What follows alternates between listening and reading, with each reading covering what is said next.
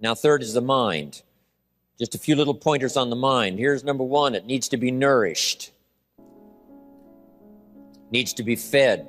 There's an Old Testament phrase that says humans cannot live just on bread alone or food alone. Dogs can, a crocodile can, a spider can.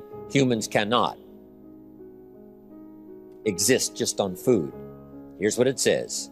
Humans also need words. Words nourish the mind. Words give life.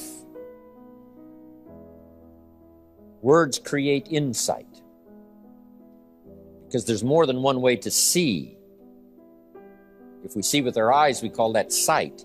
But there's another way to see called insight. That's why we come, gather for a couple of days, attend the classes, go to the training, read the books, do all the stuff, is to develop more insight.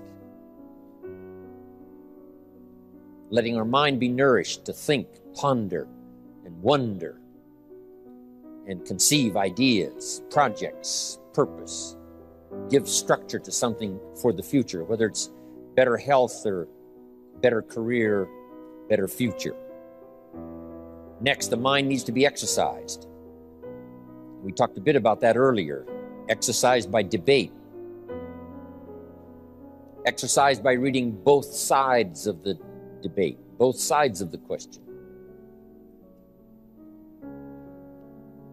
America had the big debate.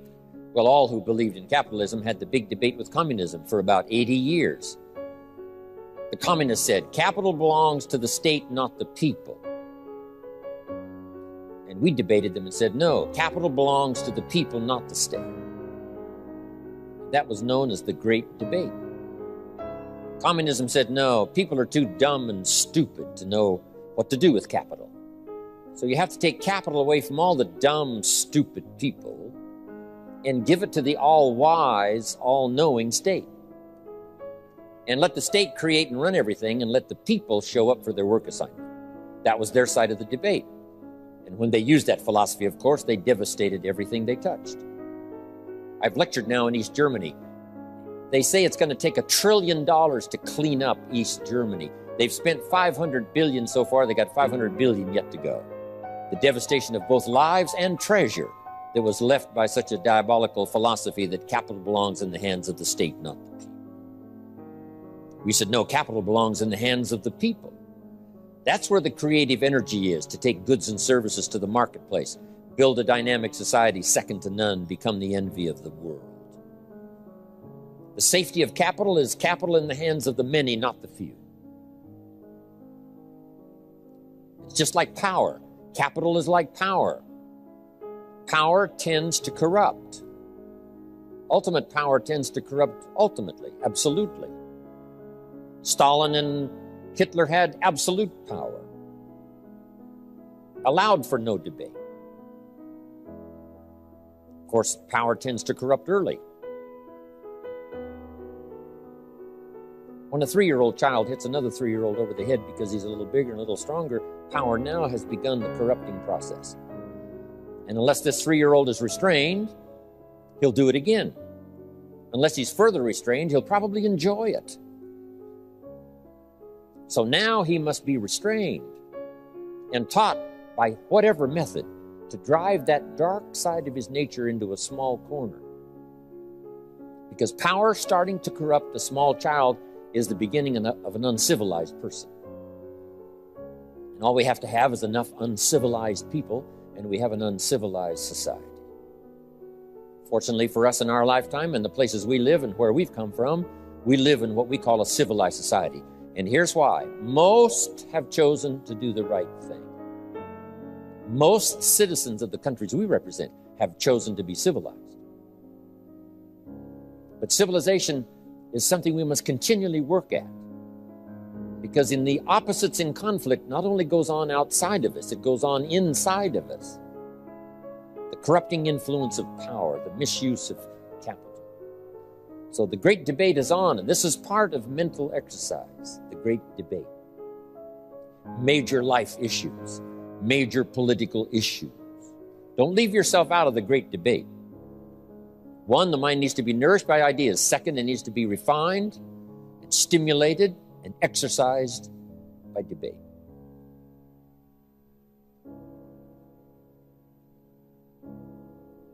We need both sides of the human drama represented. The reason why the Bible is such a classic book in studying all kinds of stories is because the Bible is full of stories on both sides, the evil side and the good side. The Bible said, Old Testament said, this king came to power and he was a good king, and he ruled for 18 years. And then it says the next king came to power and he was a bad king, and he put up idols. He became the bad king. So it reads good king, bad king, showing both sides of the human spectrum and drama. Some stories that we read in the Bible of people to admire, others are people to despise. In your library, you need a book on Gandhi and you need a book on Hitler.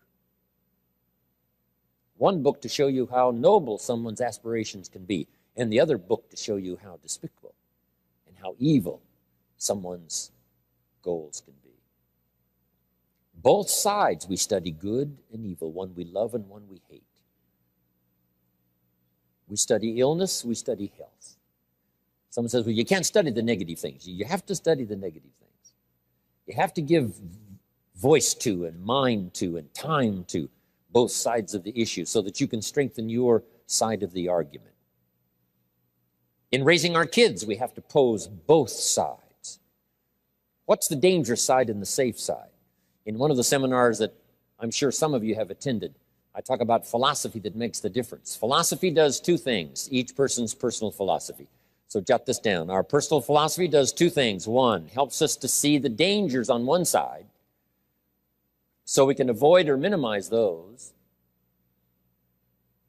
Then our personal philosophy needs to be developed so we can see the opportunities on the other side so we can maximize those. And for the balance of your life, that's going to be the twin challenge in developing ideas and philosophy and strengthening all of it so that you can avoid the dangers, maximize the opportunities. Because the dangers never go away. The dangers to our ship of state called the country. The danger to the enterprise, the danger to the corporation. Dangers always lurk, both inside and out. Dangers lurk on the inside of our own mind. When I was a kid, they used to have those little cartoons of a little boy with a gremlin on one side and a little angel on the other side. And the little devil, a little gremlin, said, go ahead and do it, it's okay. Little angel said, no, no, no. So when kids are young, they've got this debate to engage in. Should I or shouldn't I? One voice says, go ahead, and the other one says, no, no. So we hope as the years pass and as the classes pass, and as we go from grade 1 to grade 2 to grade 5 to grade 10, we will learn more, as Abraham said, to listen to the better angels of our nature, to appeal to our conscience, and let our conscience help, along with God and whatever else you belong in that has good influence on helping to make right decisions, avoiding the evil one, avoiding the danger, the dark side, and appeal to ourselves to engage in the positive side, the opportunity side. The battle of the mind is significant for us every day, what to think, what not to think. My mentor, Mr. Shove, said, stand guard at the door of your mind. And you decide what enters. You decide what to fill up your mind with, because it becomes the material with which you build your future.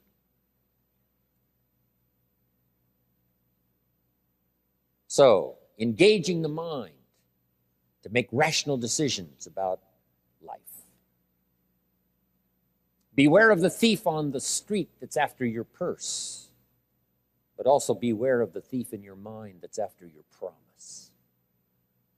The thief in your mind that says you're too short, you're too tall, you've never done it before. What makes you think you can do it now? It's not going to work for you.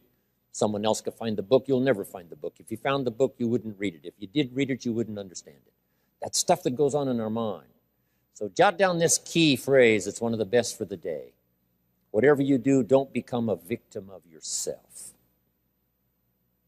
As you engage in this debate, what to eat, what not to eat, where to go, where not to go, what to say, what not to say, what to do, what not to do. Make sure that you strengthen the positive side of this argument with yourself so that day by day you become healthier, day by day you become stronger, day by day you become wiser. Day by day you build a better shield and immunity. An inside immunity to ward off disease, but an outside immunity to ward off all the negative and all the trash and all the stuff that would not enhance your personal development nor your promise for the future. So this is so important in understanding the mind. Feed it. We call it food for thought. That's what a big share of this whole seminar is all about these 3 days, is providing food to think about, thoughts to think about, and then ideas to debate. And it's not necessarily what's right or what's wrong, but what's better or what's best. This is okay, but this would be better. With this, yes, you can manage, but with this, you can flourish. With this, you can exist.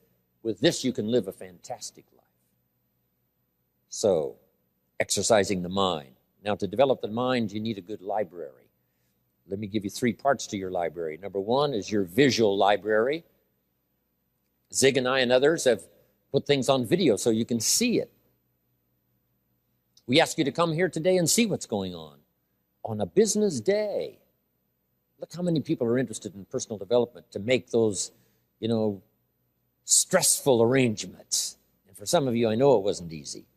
In order to be here today, to soak up ideas, let them permeate your thoughts and serve you for the future.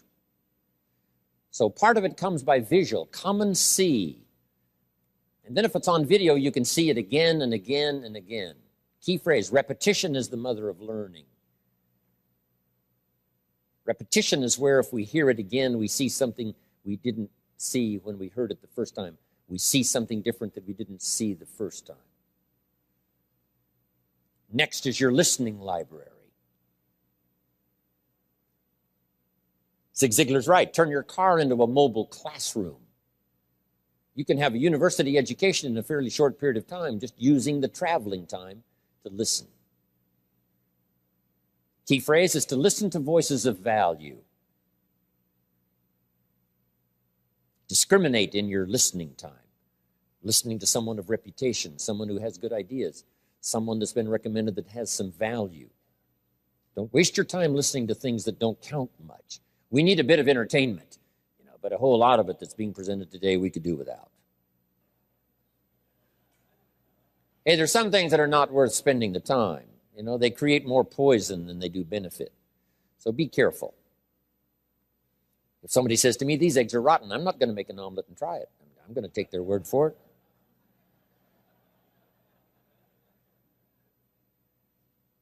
So feed the mind, exercise the mind, and build your library. I recommend 3 books that were recommended to me when I started my library when I was 25 years old. In those accelerated days of personal development, for me, about 7 years worth. So fantastically changed my bank account, changed my income, revolutionized my future. With the foundation my parents gave me, meeting Mr. Schoaf at age 25, I'm telling you, it's been a journey for me like no other ever since. Then I've had mentors along the way. My current mentor, Bill Bailey, who you're going to hear from later. I'm telling you, that keep my mind stimulated, that keep my interest keen, that help me to evaluate and to weigh what is good, what is okay, what is better, and what is prosperous in terms of your life. Mentors. And that first mentor I had recommended these 3 books. First was the Bible. Now, I had an advantage there because my parents made sure I was a pretty good scholar by age 19. A good book to serve you all of your life. One of the major sources of ideas, stories, poetry, history. A major source for stimulation.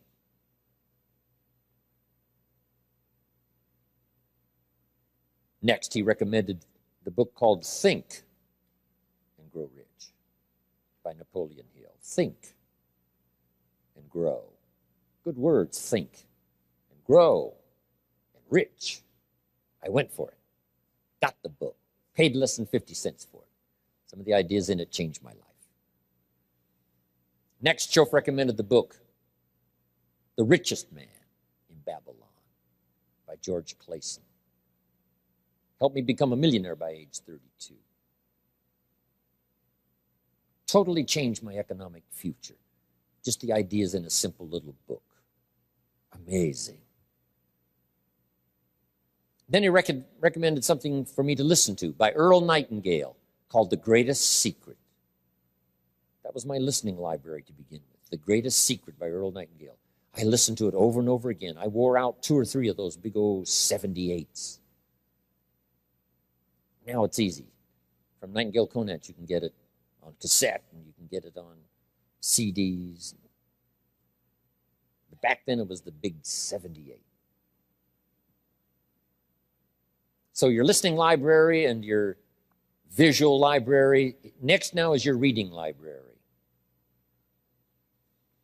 And we won't go through a whole list of the best books, but here's a good book to get if you want a good list of the best books. It's called How to Read a Book. Simple. How to Read a Book by Adler. Chief editor of the Encyclopedia Britannica, Mortimer Adler. He wrote a book called 6 Great Ideas that's excellent. He wondered, are ideas tangible? Are ideas real? Or are they nothing? And we discussed earlier, they can't be nothing. They have to be something. But he wrote this book, along with another author, How to Read a Book. Now, if you master this book, you can get so much more from a book. Now, it's a kind of a tough book to get through, but it'll give you some ideas on how to take a book and get the most out of it. Take a book and get the most out of it. But in this book is also a list of what he calls are the greatest books ever written. And I've used that book, that list, as a centerpiece for my library. It's got the classics, which I missed. I only went to 1 year of college, so I missed a whole bunch of stuff. I started making up for that by collecting these best books ever written. Interestingly enough, on that list is Old and New Testament. On every scholar's list, East or West. You just can't miss those as major sources. In addition to that, there's a book called Lessons of History, written by Durant. And I offer it because it's one of the classic writings of all time. You may not agree with his premise, but you'd certainly have to agree that it's one of the best well-written books ever. He and his wife wrote about 11 volumes on civilization. Take a speed reading course, you can get through those. But this little book, Lessons of History, is sort of a summary of their ideas on history. It's a classic. Then a classic I think most everybody's got. It's called As a Man Thinketh by James Allen, where each sentence is a seminar. And you may not agree with his premise either in certain instances. You don't want to read just what you agree with. And not just to read the positive. Make this note. You cannot live on mental candy. Just like you can't feed your children ice cream all the time and hope that they will be healthy. So you cannot live on mental candy. Someone says, well, I just read the positive stuff. That's not enough. And the reason is because you need to know both sides of the issue. So start your library like I did, age 25. I mentioned in another seminar, haven't read everything in my library, but I feel smarter just walking in it, right? Smart enough to buy it. Now I got to be smart enough to read it all. Then I got to be smart enough to sort through and decide what's valuable. So make that the next part now. In part of personal development for the mind, you got to sort through what you read, what you see, and what you hear, and decide which of all of that is valuable for you to try and do and master. This is where being a student comes in. Not a follower, but a student. Read both books and decide. You read one book on good health and it says, do what this book says, you'll live forever. You read the next book on health and nutrition and it says, if you do what that first book says, you'll die young.